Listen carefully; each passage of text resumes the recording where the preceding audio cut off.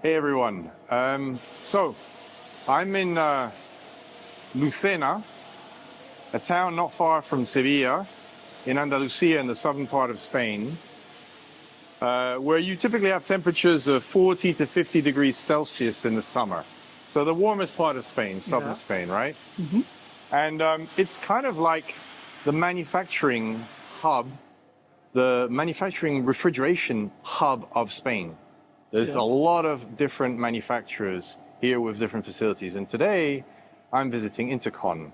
Intarcon is part of a bigger group together with Kiter, and the two companies together, they cover a range of different applications with natural refrigerants, from refrigeration to heat pumps and chillers with CO2, with propane and ammonia, right? Who is this guy? This is Germán Gil, okay? And he is sales director, global sales director for Intarcon. So his job is to basically sell all of these systems, at least for the Intarcon side. So typically that's refrigeration and chillers, right? And it's safe to say that you're a busy man right now. Yeah. Yeah? It's safe to say, right? From my understanding, from the conversations that we've had today, there is a lot of demand for what you're offering in the natural refrigerant space. So Germán is going to show us a little bit some of the units that they're assembling here. In this part of the town, in Lucena, where we are, there's like 20 different buildings that you have, right? With different assemblies and different stages of the whole group. 20 different buildings. And they're, you just walk around here and you realize that they're at full capacity. And that is why you're starting to move already into your new facility just down the road this summer, right? With certain as soon as possible, as soon as possible. Because you want to sell as much as possible, and you have that bottleneck issue, right, of manufacturing capacity right now. You need to increase. Yeah, and we're gonna get to see that, and I'll add this to the video at the end. We're gonna get to see the new facility, the size of it is. How big is it, the new facility? Each one is around 18,000 square meters. Okay, so close to 40,000 square meters, in addition to the manufacturing facilities we have here. So you're taking over the town, basically. I'm joking a little bit, but you have Germán was telling me that there's hundreds of employees here, hundreds of people assembling, in the hundreds between Intarcon and Kiter, building natural refrigerant products every single day in southern Spain. Southern Spain. I've done quite a few videos in Scandinavia and Eastern Europe, but there's also a really cool group here in southern Spain assembling some really cool natural refrigerant products that you need to pay attention to. So tell us what we're seeing here on the right here, Germán. Yeah, this is a big monoblock unit. So it's a propane one, right? It's a propane, okay. Sorry. The charge of propane, the amount of propane, is less than 5 kilos. It's less than 5 kilos. Yeah, it's less than 5 kilos. Okay. The maximum charge for this kind of units is 5 kilos. For this capacity, we are talking about 3.5 kilos of propane. Okay. And what would this monoblock be for? What would be the end use case for this monoblock? The usual application is for big cold rooms. So big cold rooms in supermarkets? No. No? It's more usual for logistic centers. Okay, logistic centers, okay. Sometimes for fruit rooms. Okay. And you have quite a lot of those in this region? Yeah. Going to the rest of Europe, right? Yeah. It's a big industry. In the south, in Malaga, we have a big area with a special climate. Okay.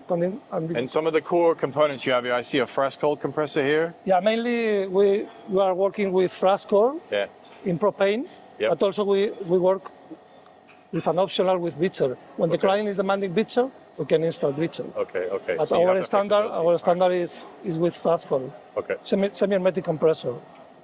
Take care. Yep. We're in the middle of, right now there. Lots of movement. Okay. This kind of units you can have for medium and low temperature and high temperature as well. Okay. Here, what are we seeing behind here? A chiller? Yeah, this is a small one, biggest, the small range, with 2 compressors. It's a full inverter unit with 2 frequency speed for each compressor and easy motors. Now it's in process to finish the manufacturing, and then the unit is going to be tested and then shipped. And next door, you've got a facility for testing, right?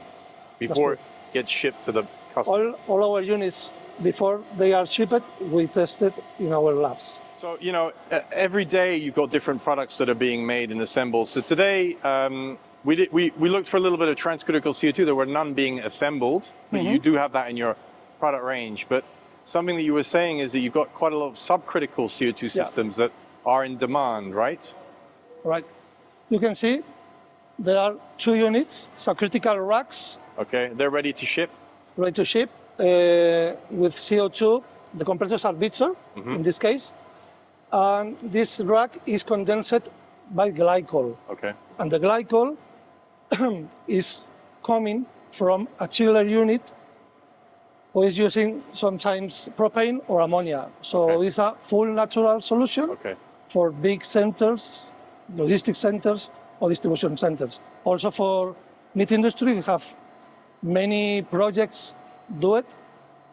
Let's take care with this. We can go then. And here we have a... This is a critical CO2 condensing unit with the gas cooler built in the same unit. All of our solutions are plug-and-play solutions, but the racks obviously is not a plug-and-play solution because you need the gas cooler, remote gas cooler, or to be connected with a glycol system. But when you are talking about a rack, critical rack for CO2, usually we are manufacturing with the gas cooler built in the same unit, fully assembled and fully tested in our labs.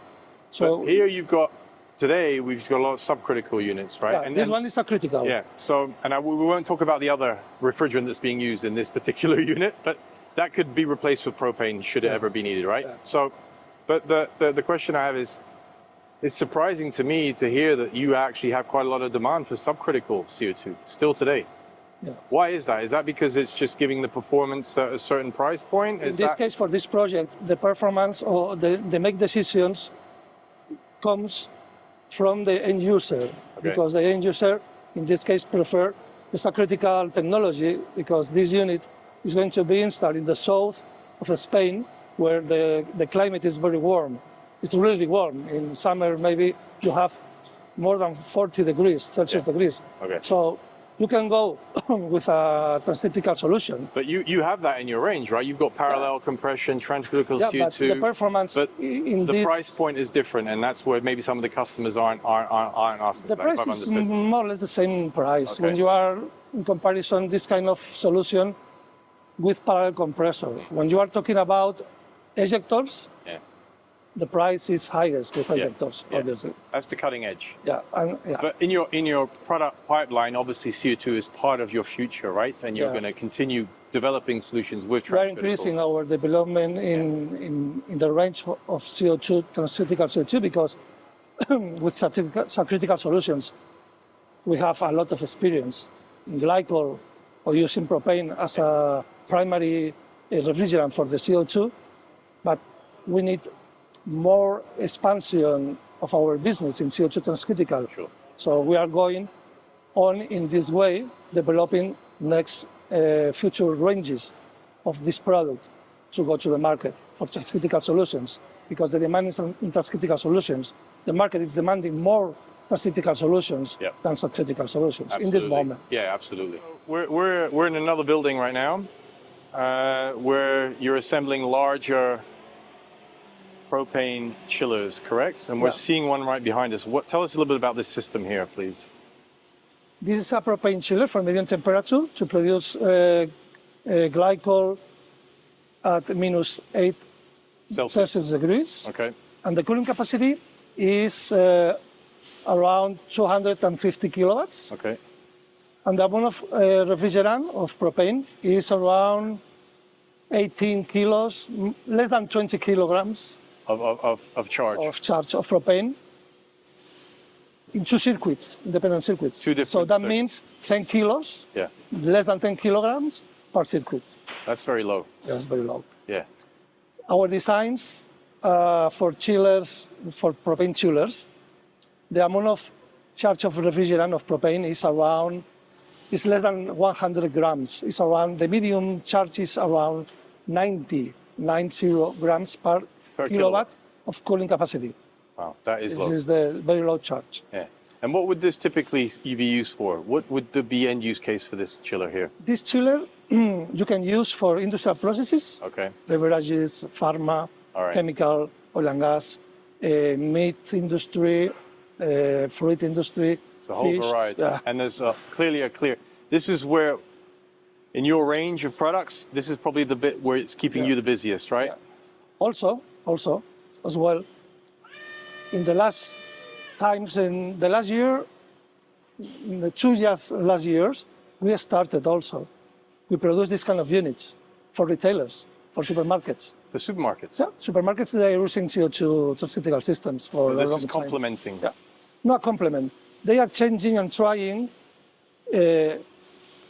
with glycol indirect systems, with propane chillers, with heat recovery, to have savings in the heating operation in winter, for example.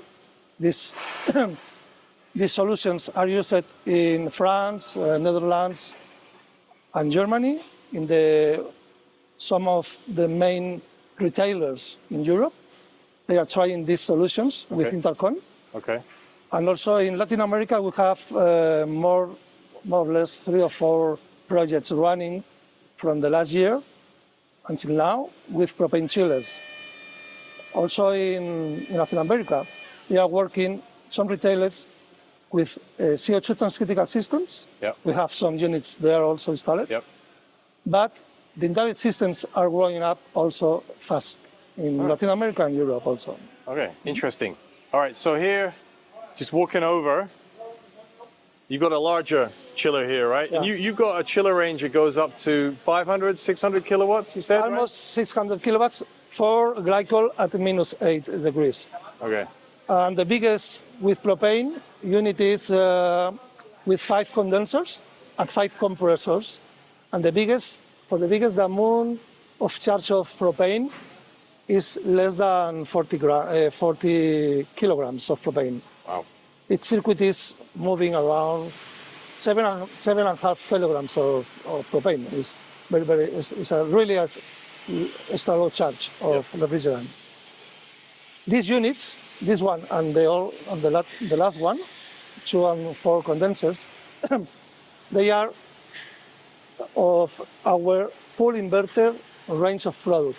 That means each circuit has 1 compressor and 1 variable speed driver for each compressor. Okay. And the condensers are with easy fans.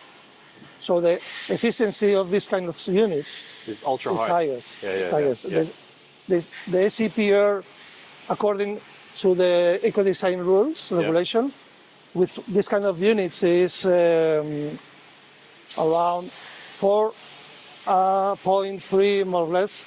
I don't remember exactly the name, but it's near or it's close to the efficiency for ammonia solutions. Okay. And we have also, and we are going to show you the ammonia chiller now. All right. So the last segment to this video is really, we've gone from pretty small to pretty large now. Right now, we're now looking at some of your ammonia chillers, right? Yeah, this is Ammolite series. Ammolite makes the big difference against. Ammolite meaning small charge, ultra low charge, right?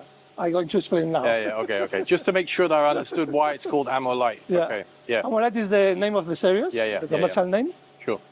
Ammolite makes the difference in comparison with the traditional systems with ammonia, because we are moving just 70 grams of amount of ammonia in the system per kilowatt of cooling capacity. That means the biggest unit just is including 50 kilograms of ammonia charge in 2 systems, independent systems. That means each system has 12.5 kilograms of ammonia. Yeah. It's Very really extra low charge. We save also, we don't waste water. Okay. In comparison with the traditional systems, when you are using a evaporative condenser, wasting all the time water. And in this time with the climate change, Yeah. the drought period is a threat for this kind of solutions. With our solution, with Ammolite, we have the condenser, it's a dry condenser included in the unit. It's a plug-and-play solution, fully assembled and tested from the factory to be delivered to the client. Ready to be installed, like the propane chillers or CO2 systems. The ammonia is the same philosophy from Intarcon, to deliver, to provide to the market fully assembled solutions to do easier the installation and the maintenance.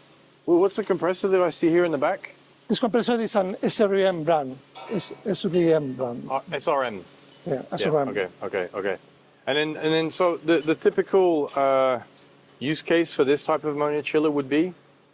The same than propane chillers. Same propane, but just industrial processes and big distribution centers. In that case, for the size of the units, you cannot. It's not usual to use for retailers, for supermarkets. Sure. So this is the more, difference with propane. You can use it. Okay.